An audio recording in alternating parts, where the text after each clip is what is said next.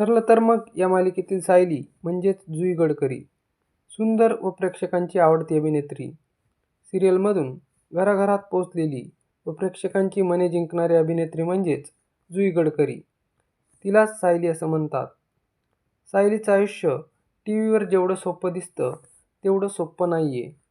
तिने आयुष्यात खूप स्ट्रगल करत इथपर्यंत पोहोचली आहे.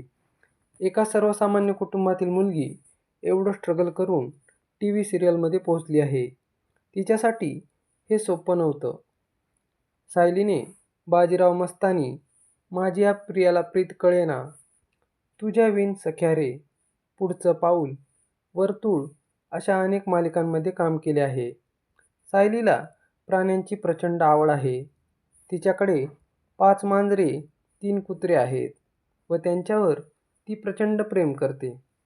पण 2013 साली सायलीच्या म्हणजेच जुईच्या आयुष्यामध्ये गंभीर आजाराने एंट्री घेतली. 2013 मध्ये तिची तब्येत बिघडू लागली. तिला सतत डोकेदुखीचा त्रास व्हायचा, हातपाय दुखायचे, तिला थकवा जाणवायचा. अशा आरोग्याच्या अनेक समस्या तिला होऊ लागल्या होत्या. तरीही तिने मालिकांमध्ये काम सोडले नाही. वेगवेगळ्या गोळ्या औषधे घेऊनही तिला काहीच फरक जाणवत नव्हता. हे सगळं का होतंय हे तिला कळत देखील नव्हते. तिने आणखी तपासण्या केल्या, वेगवेगळ्या दवाखान्यात दाखवले, तेव्हा तिला एक गंभीर आजार असल्याचे समजले.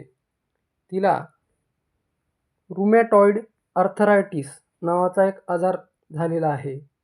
हे तिला खूप उशिरा समजलं. तिला झालेला आजार शरीराची प्रतिकारशक्ती कमी करतो. या आजारामुळे सांधे सुजतात, दुखतात. या आजारामुळे तिला डोकेदुखी, चक्कर येणे, सांधे दुखणे अशा समस्या जाणवत होत्या. तसेच डॉक्टरांनी तिला जे सांगितलं ते ऐकून तिच्या पायाखालची जमीन सरकली. ते म्हणजे तू कधीच आयुष्यात आई होऊ शकणार नाही हे तिला डॉक्टरांनी सांगितलं. यातून तिला खूप त्रास झाला. म्हणूनच तिने मांजराची पिल्ले पाळली. हळूहळू तिचा त्रास यामुळे दूर झाला. जुई गडकरी म्हणजेच सायली 37 वर्षांची असून तिने अजूनही लग्नगाठ बांधलेली नाही. म्हणजेच ती अजूनही अविवाहित आहे.